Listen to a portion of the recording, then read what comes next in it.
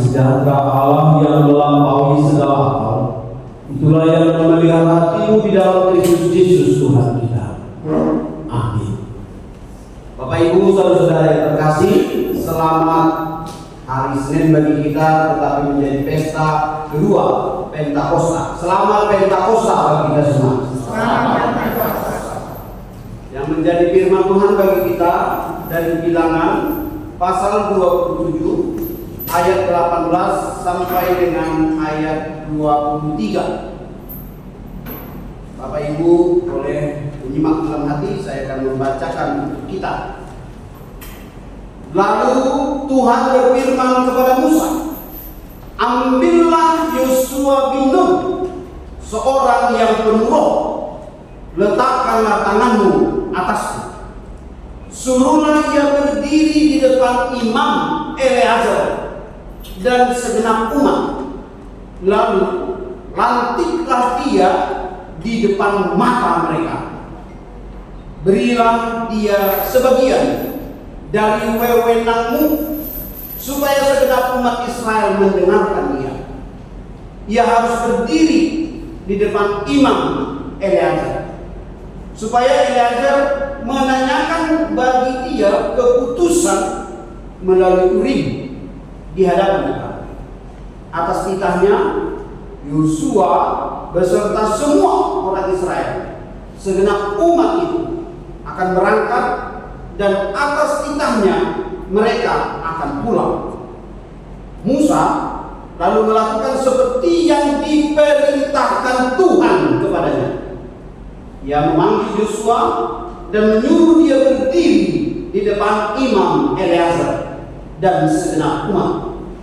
Ia meletakkan tangannya atas Yosua dan melantiknya seperti yang difirmankan Tuhan dengan perantaraan Musa. Demikian firman Tuhan. Bapak Ibu saudara yang terkasih, mungkin ada sedikit orang yang terkenal di sini ya, di beberapa tahun yang lalu ya polisi. Nah, kira-kira apakah imannya seperti imam Eleazar di sini ya? Baru yang kedua, ada juga nama kedua muncul di situ ya. Ada juga nama Yosua. Nah, bagaimana kita melihat orang-orang tersebut dalam pimpinan Allah? Kalau teks firman Tuhan yang kita baca di sini adalah berbicara bagaimana akhirnya Musa harus mengambil keputusan untuk mengakhiri proses kepemimpinan yang diserahkan Tuhan kepadanya. Dan dia menerima itu dengan sangat bergumul, karena ketika itu dia sudah melarikan dari Mesir dan disuruh kembali dari Mesir. Itu persoalan yang sulit ya Bapak Ibu. Mungkin jika ada anak kita yang mulai melawan, memberontak, lari dari rumah, kemudian dia pergi, lalu setelah di luar ada orang yang menyarankan pulanglah. Mungkin dia berpikir, apakah aku pulang atau tidak sama sekali. Nah, kira-kira gitu. Musa juga demikian, apakah dia akan kembali ke Mesir atau tidak sama sekali. Tetapi ternyata dia taat karena Tuhan menyertai. Jadi Bapak Ibu saudara yang terkasih, apapun yang kita jalani dalam hidup ini, jika kita tahu ada Tuhan yang akan menyertai kita, sebaiknya jangan keraskan hati. Itulah proses yang terjadi yang dilakukan oleh Musa. Perintah Tuhan kepadanya, lalu Tuhan berfirman. Ini penting. Jadi setiap firman itu adalah perkataan Allah. Ya. Pada mulanya adalah firman, dan firman itu bersama-sama dengan Allah, dan firman itu adalah Allah. Bahkan mula-mula itu pada kata langit doh tanah panitia nama kuling firman Tuhan. Jadi dari awal sampai akhir itu semua firman Tuhan. Nah, bagaimana kita tidak percaya? Nah, jika kita memiliki keimanan akan kuasa Roh Kudus, maka kita bisa untuk mengakuinya seperti Musa. Mungkin juga sulit, karena bagaimana kita harus mengakhiri juga tentang jawab yang sudah dijalani puluhan tahun, dan dia merasa bahwa dalam perjalanannya dia tidak mengerjakannya itu dengan kekuatannya, tetapi dengan pertolongan Allah dalam Roh Tuhan. Itulah sekarang yang kita lihat dan yang mau diarahkan kepada Bapak Ibu. Tema kita dipenuhi Allah untuk memimpin bukan hanya dalam sebuah perusahaan, bukan hanya dalam sebuah organisasi, tetapi memimpin diri sendiri, memimpin keluarga, itu memimpin. Makanya ada lagu mulai dari diri sendiri. Perubahan itu harus dimulai dari diri kita dulu, baru kita bisa menjadi contoh bagi yang lain. Pemimpin yang dilayani itu biasa.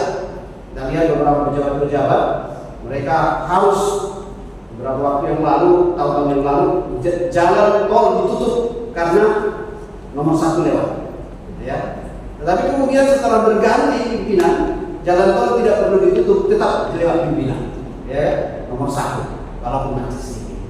Artinya apa? Apakah itu pemimpin yang harus dilayani atau pemimpin yang melayani? Ini perlu. Kita sebagai ayah di tengah-tengah keluarga atau sebagai ibu, apakah setelah anak-anak kita dewasa, akhirnya kita katakan, waktu kamu kecil, saya yang kerja. Sekarang kamu sudah dewasa, kamu yang harus kerja. Layani mama papa. Apakah begitu pemimpin yang benar? Contoh yang dilakukan Musa ini penting menjadi evaluasi bagi kita. Mungkin ada rahasia yang kita tidak tahu tentang kehidupan Musa. Ya. Setelah Musa menikah, lalu kemudian dia harus meninggalkan istrinya dan anak-anaknya karena perintah Tuhan untuk membawa bangsa Israel dari Mesir menuju tanah perjanjian. Itu perjalanan yang berat. Oleh karena itu, istrinya harus merelakan suaminya bekerja untuk melayani Tuhan dan bukan untuk dirinya dan anak-anaknya atau keluarga. Ini pengorbanan besar. Mungkin kita juga punya kehidupan beberapa waktu seperti itu. Kita harus berkorban, tidak tinggal di rumah, tetapi untuk sesuatu pekerjaan yang besar yang harus kita kerjakan. Apakah itu kita anggap sebagai panggilan atau sebagai beban? Jika itu panggilan, arahkanlah itu kepada pimpinan Tuhan, seperti yang dilakukan oleh Musa. Ketika dia akan mengakhiri kepemimpinannya, dia berdoa terlebih dahulu kepada Tuhan dan dia minta pimpinan Roh Tuhan. Lalu Tuhan berkata kepada Musa di ayat 18, ambillah Yosua bin Nun seorang yang penuh roh, letakkanlah tanganmu atas kepala. Kita bandingkan Kejadian 41 bagaimana Yusuf yang dilihat oleh Firaun sebagai seorang yang penuh roh, lalu semua kerajaan Mesir pada masa itu diserahkan kepada tangannya, seorang budak yang baru keluar dari penjara. Mungkin secara logika manusia sangat bertentangan. Bagaimana menjadi pemimpin kalau bukan disekolahkan? Bagaimana jadi pemimpin kalau bukan melalui proses pendidikan dan pelatihan? Namun Yusuf dipenuhi roh Allah. Ternyata roh Allah bisa menuntun siapapun yang mau dipimpinnya. Mari kita lihat ayat ketiga. Pemimpin yang dipenuhi roh Allah, apa ciri-cirinya untuk bisa memimpin? Yang pertama, kepemimpinan yang dipilih oleh Tuhan. Jadi kita harus selalu ingat, tanpa Tuhan, siapapun kita, kepemimpinan kita akan hanya bekerja sebagai tugas, sebagai pekerjaan, bukan sebagai pelayan. Di mana kita berada? Karena apa? Itu diarahkan untuk kesuksesan diri kita. Tapi jika itu diarahkan untuk memuliakan Tuhan, maka itu adalah pelayanan. Lalu Tuhan berfirman kepada Musa, ambillah Yosua bin Nun seorang yang penuh roh, letakkanlah tanganmu atasnya. Yang kedua, butuh dukungan. Mau jadi anggota dewan, kebetulan kemarin juga saya menjumpai anggota dewan, dia harus diteguhkan dulu, bahkan dilantik dulu, baru bisa bekerja. Kalau dia merasa saya bisa bekerja tanpa dilatih, tapi itu tidak sah. Peneguhan melalui penumpangan tangan yang dilakukan oleh Musa itu yang ditradisikan oleh gereja kita. Setiap ada parhalao atau calon siswa itu harus diteguhkan. Tidak bisa begitu terpilih jadi calon siswa langsung bertugas gratis. Harus diteguhkan. Itulah kuasa pimpinan Roh Allah. Bahkan ketika semua tahbisan, berro, diakonis, evangelis, bahkan juga pendeta itu harus melalui penumpangan tangan supaya mereka menerima pengurapan dari Roh Tuhan. Musa diberikan Tuhan untuk meletakkan tangannya atas Yosua di hadapan imam. Kenapa harus di hadapan imam? Supaya didukung oleh imam. Itu penting. Sehingga mereka pemimpin-pemimpin itu dibawa terus dalam doa. Yang ketiga, Musa dan Yosua itu harus taat. Jadi banyak para pelayan-pelayan Tuhan negara bangsa negara ini banyak yang tidak taat, tidak mau patuh pada aturan, tidak disiplin. Itu bertentangan dengan panggilan atau janji, bahkan kalau kita sebut tak bisa, ya. Harus taat. Ayat 1. Yosua harus berdiri, tidak boleh duduk. Yosua harus berdiri di hadapan Imam Eliezer yang akan meminta petunjuk Tuhan melalui dia. Jadi imam itu menopang para pemimpin-pemimpin itu dan menyampaikan pesan-pesan Tuhan. Karena biasanya para pemimpin yang sudah sibuk seperti Daud pernah sibuk, dia lupa untuk berkomunikasi dengan Tuhan melalui doa. Akhirnya matanya jelalatan, mata keranjang, melihat orang mandi. Itu adalah sesuatu kesalahan karena dia tidak mengarahkan matanya kepada Tuhan. Itu sudah mulai jelalatan. Jadi butuh ada penopang atau pembimbing rohani, kata-kata rohani atau bapak-bapak rohani. Baru selanjutnya orang keempat, mengemban tanggung jawab dengan penuh iman. Jangan merasa udah hebat, udah pintar, udah sekolah tinggi, udah punya pendukung-pendukung lebar, tapi mengemban tanggung jawab dengan penuh kepercayaan. Ayat 22 dan 23. Yosua menerima tanggung jawab kepemimpinan dengan penuh iman, percaya bahwa Tuhan yang memanggilnya dan menyertainya. Harus sampai di situ. Seorang ibu harus punya keyakinan itu. Kadang-kadang nasihat kita kepada anak kita kayak tidak diterima. Keluar telinga kiri, masuk telinga kiri, keluar telinga kiri. Tidak sampaikan. Nah itu karena apa? Kita merasa bahwa kita tidak menjadi contoh dan teladan lagi bagi mereka. Tapi ingat, dengan doa, dengan iman, dengan bersandar penuh kepada pekerjaan Tuhan, kita bisa melakukan. Ingat, tidak ada satu orang pun yang bisa berjalan di tengah-tengah dunia ini kalau Tuhan tidak mengizinkannya. Refleksi. Ini banyak banget, ya kan? Refleksi dipenuhi roh Allah untuk memimpin. Yang pertama yang harus kita lakukan, mengaku kita butuh pimpinan roh Allah. Hanya orang yang mengaku dan mau untuk dipimpin oleh Allah dan minta untuk dipimpin oleh roh Allah atau Roh Kudus, maka Roh Kudus akan menguasai hidupnya. Siapapun. Ini penting, Bapak Ibu. Banyak orang merasa bahwa Roh Kudus itu hanya perlu pada saat ibadah, atau mungkin pada saat kita sendirian. Tidak. Roh Kudus itu kita butuh setiap saat. Kita ingat, Yesus dikandung oleh Roh Kudus. Yesus sendiri. Oleh karena itu Yesus punya kekuatan selalu, karena dia selalu berkomunikasi, selalu berdoa. Tiada hidup bagi Yesus tanpa doa. Nah, bagaimana dengan kita? Kita merasa lebih kuat dari Yesus? Jarang berdoa. Bahkan mungkin kita tidak butuh pimpinan roh. Mari kita berubah, ya. Yosua dipilih oleh Tuhan karena penuh dengan roh Allah. Yang kedua, pentingnya peneguhan dan dukungan dalam persekutuan. Jadi harus ada komunitas. Jangan komunitas kita hanya komunitas adat, contoh, ya, atau mungkin komunitas doa sakta. Tapi komunitas yang membangun kekuatan spiritualitas kita. Itu penting. Para tokoh-tokoh bangsa yang menjadi pemimpin-pemimpin besar di negara atau di luar negeri, itu banyak sekali yang didukung oleh para hamba-hamba Tuhan. Khususnya mungkin kalau yang kita lihat secara langsung seperti Amerika, ya, di Grema di sana, yang selalu mendukung para pemimpin-pemimpin agama atau presiden di sana. Bagaimana dengan kita di sini? Apakah para pimpinan-pimpinan di negara kita ini punya komunikasi? Kita bersyukur kemarin ada dialog di sini, diundang semua tokoh-tokoh agama Protestan Kabupaten Tangerang di hadapan diri Karawaci dilaksanakan oleh PKB. Itu adalah salah satu cara untuk mengikut sertakan para tokoh-tokoh agama mendukung, mendoakan bangsa dan negara ini. Yang ketiga, ketaatan pada kehendak Tuhan. Siapapun dia, jika dia punya ketaatan, maka dia akan mampu melewati gelombang demi gelombang, mungkin jurang dan lembah, gunung, bahkan laut, karena ada ketaatan dalam penyertaan Tuhan. Yang keempat, dipenuhi oleh iman dan keberanian. Jadi kalau kita sudah punya iman, pasti terlihat dari langkah dan tindakan kita. Tidak ada rasa takut dan ragu. Jika ada tugas tanggung jawab mungkin tidak seperti biasanya di rumah atau di luar rumah, tapi ada suatu tanggung jawab besar, kita siap melaksanakannya. Keberanian dalam mengemban tanggung jawab.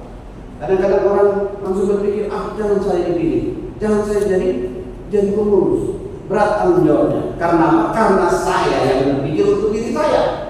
Coba kita berpikir untuk pelayanan untuk Tuhan. Maka apapun yang dikembang bagi kita siap melaksanakannya. Dan itu butuh kerendahan hati. Untuk bisa menjadi pelayan-pelayan Tuhan butuh kerendahan hati dalam memimpin, tetapi khusus dalam pimpinan kita Tuhan.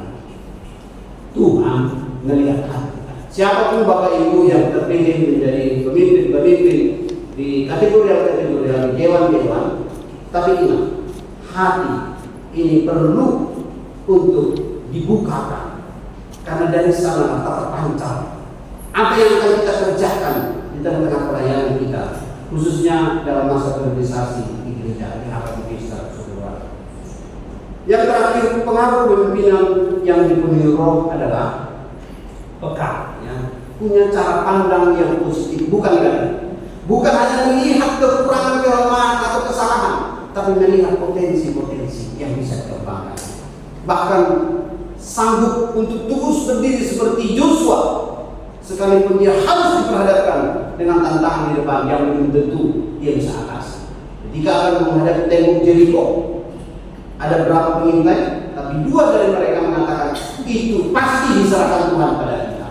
Yang lain berkata jangan, karena mereka mengandalkan diri mereka. Yosua mengandalkan Tuhan, makanya mereka mengelilingi terlebih dahulu tembok Jeriko, bukan menyerang, tapi mendoakan.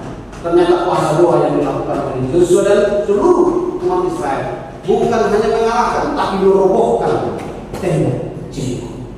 Itu bukti, dan Yosua membuktikan bahwa Roh Tuhan sanggup bekerja untuk menyelamatkan, bahkan berperang bagi mereka, membangun kedamaian, hikmat, dan membangun iman orang lain. Nah, next, karakter-karakter mampu berempati, tidak mendapatkan properti. Jadi bukan tujuannya untuk keuntungan, tetapi untuk memberi, mau mendengar, tidak egois, hadir secara full, bukan hanya secara ngomongan, bukan hanya secara WA, tapi dia datang, ya. Bukan menyuruh orang lain melakukan pekerjaan, tetapi dia tidak hadir. Gotong royong, dari jauh dia, kamu mau gotong royong? Saya hanya dari WA saja. Itu benar, ya. Harus hadir, dan minimal ada sesuatu yang bisa kita tunjukkan, ya. Bahkan juga menguatkan. Jadi ciri-ciri kita sebagai orang tua, kalau kita sanggup menguatkan anak kita, itu kita sudah pemimpin yang pakai Roh Allah. Mengajak melihat secara potensi-potensi yang baik, ya. Banyak kekurangan anak kita, tapi kembangkanlah kebaikannya, bukan centahkan kekurangan. Itu pemimpin yang benar sebagai bapak, sebagai ibu.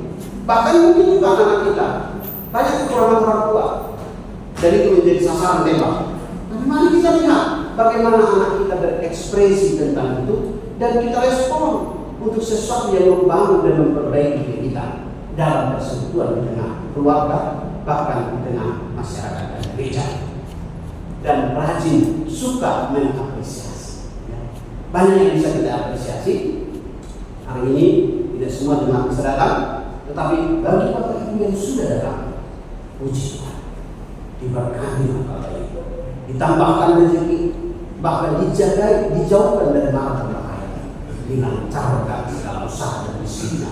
Luar biasa kan? Jika itu datang dari Tuhan, seperti korban tadi, ya. Setiamu Tuhanku,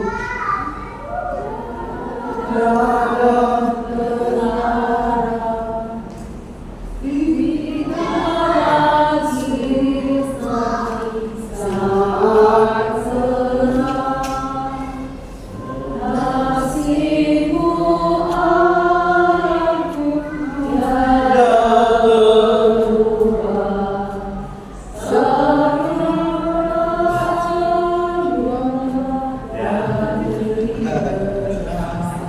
Setiamu Tuhanku, mengharu hatiku, yang kuperlukan tetap kau beri hingga puas lelas, ya. musim berganti, panas, hujan, namun aku akan tetap bersama Tuhan, karena Allah lah yang menjadi sumber pujianku, menjadi sumber ucapan syukur. Setiap pagi akan selalu mendatangkan yang cerah. Itulah kerinduan kita. Nah, oleh karena itu, sebagai seorang ibu di tengah-tengah keluarga, harus kita yang mengawali kecerahan itu. Bangun pagi dengan sukacita, bukan dengan hal-hal yang membuat seisi keluarga pusing. Ya. Next di sini. Ini apa? Kira-kira kisah apa yang mau disampaikan di sini? Suatu ketika ada seorang raja yang ingin mendapatkan pemimpin baru di tengah-tengah kerajaannya. Tetapi dia juga tidak mengabaikan anak-anaknya.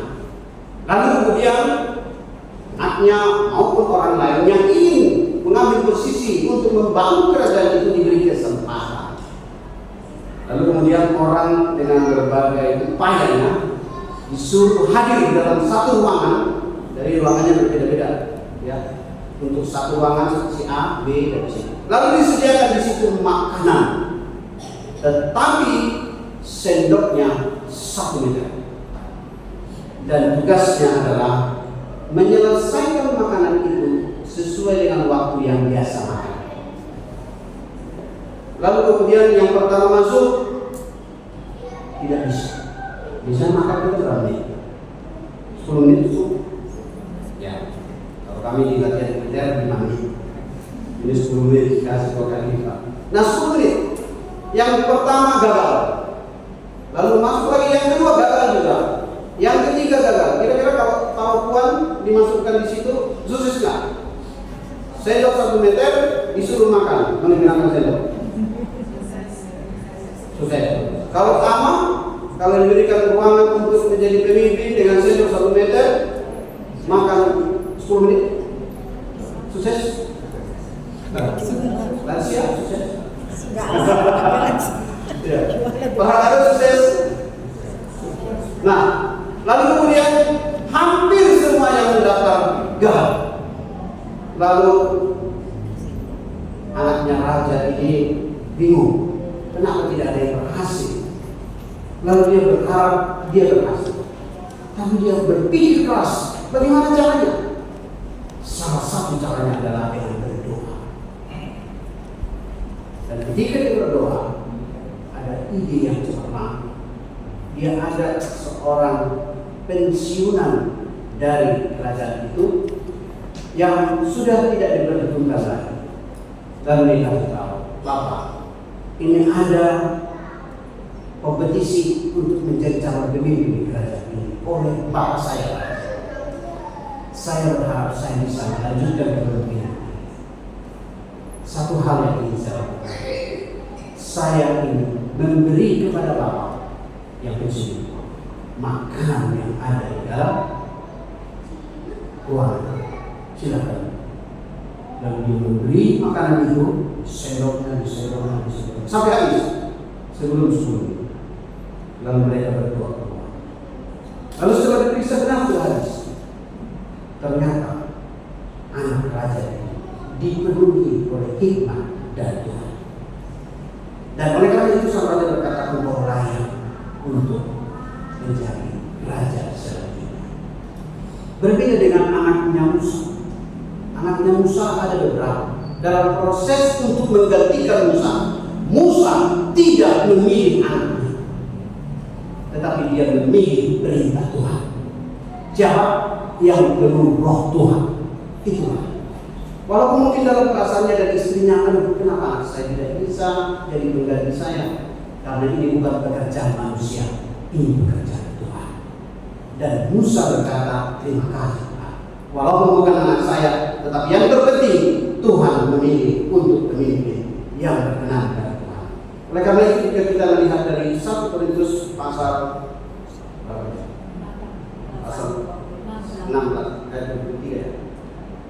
18.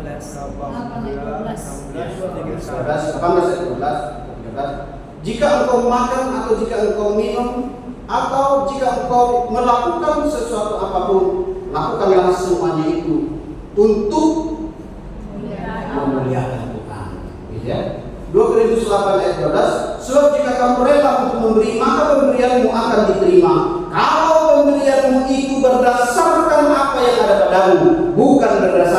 yang tidak ada padanya. Itu adalah pimpinan. Seorang pemimpin yang mendahulukan sesamanya, maka dia layak untuk terus menjadi pemimpin. Next, pemimpin, ada seorang pemimpin juga hendak mencari pemimpin baru. Contoh di sini apa? Ya. Lalu kemudian pemimpin baru ini dikasih clue. Saya ada bawa kupu-kupu. Jika kupu-kupu ini singgah hingga kepada perempuan, kepada ibu yang akan terpilih, maka Andalah menjadi pemimpin di kepengurusan ini. Jadi calonnya dimajukan. Kira-kira kalau ada 3 calon, kira-kira dari ketiga calon ini untuk dihinggapi oleh kupu-kupu bagaimana caranya? Kasih madu di lampunya. Yang kedua, bagaimana caranya supaya kupu-kupu hingga kepada calon pemimpin ini? Kasih bunga. Seperti kemarin ada di sini dari Hindu pakai bunga, ya. Pak Maya. Tapi ada yang dengan tulus hati berkata, Tuhan, jika aku yang terpilih oleh-Mu, terpujilah nama. Tetapi jika tidak, terpujilah nama. Dan dia berdoa. Kupu-kupu itu tinggal kepada orang yang tidak bergerak. Sekalipun dikasih malu, dilepas-lepas kupu-kupu tidak. Dikasih bunga saudaranya, kupu-kupu tidak. Tetapi dia tinggal kepada orang yang berdiam diri, berdoa kepada Tuhan. Dan itulah yang terpilih. Nah, oleh karena itu, izinkan Tuhan yang bekerja dalam diri, bukan kita yang terasa rusuh untuk mengerjakan pekerjaan Tuhan. Izinkan Tuhan yang membuka segala kebutuhan isi hati kita. Pemimpin yang dipimpin oleh Tuhan adalah pemimpin yang mau untuk dilayani dan melayani, bukan untuk diri sendiri, tetapi untuk melayani. Perjuangan Joshua sampai di pasal 24 itu menjadi korban dari calon si tua kemarin. Itu Joshua 24 ayat 15. Pilihlah kepada siapakah kamu akan beribadah, kepada nenek moyang Amori atau kepada Allah. Itu tawaran, tetapi dia punya prinsip. Aku dan seisi rumahku akan tetap beribadah kepada Tuhan. Itu benar. Sekalipun banyak tawaran di dunia ini, prinsipnya adalah keputusan pribadi. Orang lain bisa tidak beribadah, kita harus tetap beribadah. Orang lain tidak berdoa, kita harus tetap berdoa. Orang lain tidak percaya, kita harus percaya bahwa Allah sanggup melakukan segala perkara bagi orang-orang yang mau datang kepadanya. Mari kita ambil firman Tuhan ini, biarlah kita boleh dipimpin oleh Roh Tuhan dalam seluruh perjalanan hidup kita. Amin. Mari kita berdoa. Bapa di surga, kami bersyukur hari ini Engkau membukakan pintu kemurahan-Mu sehingga Roh Kudus Allah boleh hadir dan bertahta memimpin kehidupan kami, sehingga kami memahami bahwa kami bukan untuk diri kami, tetapi kami untuk Tuhan dan sesama. Itulah panggilan surgawi yang harus kami jalani, supaya apapun yang sedang kami perjuangkan dalam kehidupan keluarga, suami istri, anak-anak, maupun dalam studi sekolah, bahkan juga yang sedang mencari pekerjaan dan juga yang merindukan Tuhan hidup bagi anak kami, bahkan juga Tuhan yang sedang berjuang untuk semua usaha pelayanan yang lebih besar. Kami percaya jika Roh Tuhan telah memimpin hidup kami, maka kami akan terus bersemangat dan bersukacita memberikan yang terbaik dengan pandangan dan pikiran yang dicerahkan oleh Allah. Mampukan kami Tuhan untuk memahami bahwa dosa kami begitu besar. Namun ketika Yesus telah menebus dosa dan kesalahan kami, maka kami menjadi layak untuk datang dan dipakai melayani Tuhan. Ajar kami Tuhan untuk selalu rendah hati, bahkan selalu mengutamakan saudara-saudara kami, bahkan juga sahabat-sahabat kami, untuk lebih mengenal dan mengasihi Tuhan. Biarlah kami boleh bersaksi atas segala pertolongan Tuhan yang sudah kami terima, sehingga nama Tuhan dipermuliakan, dan apapun yang Tuhan inginkan terjadi atas kami boleh terus belajar mengikuti Tuhan. Terima kasih Bapak untuk firman. Terima kasih untuk jemaatmu yang sudah mendengar dan melaksanakan firman dalam kehidupan mereka.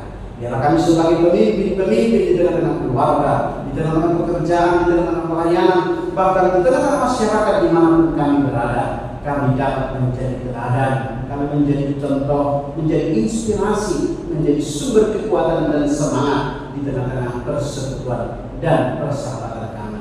Terima kasih untuk kuasa firman-Mu di dalam Yesus Kristus. Berkati bangsa dan negara kami, berkati HKBP dalam seluruh program pelayanannya, berkati juga Tuhan seluruh jemaat-Mu, bahkan panitia-panitia yang akan berjalan mengerjakan tugas-tugas pelayanan di gereja ini selalu diberkati Tuhan. Terima kasih Tuhan, terpujilah Engkau dalam nama Yesus kami berdoa. Amin.